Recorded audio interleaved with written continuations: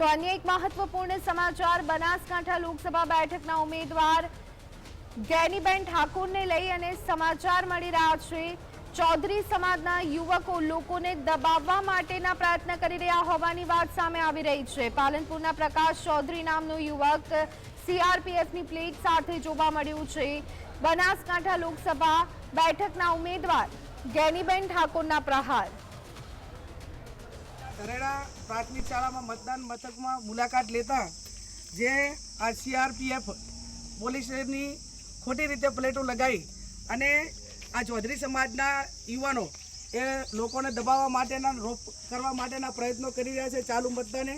આ હાલ જ આપણે જે આ છોકરો જે સામે ઊભો છે એનું નામ છે પ્રકાશ ચૌધરી પાલનપુરનો, કે પાલનપુરને ના કાંઈ લેવા દેવા નથી, છતાં પણ આ ગામમાં આવીને મતદારોને દબાવી અને વોટિંગ ભાજપમાં કરવા માટે પ્રેરિત કરી રહ્યા છે। એટલે જિલ્લા પોલીસ વડાને, ચૂંટણી પંચને મારી વિનંતી છે કે એમના સામે એફઆઈઆર કરીને કાયદેસરની કાર્યવાહી કરે।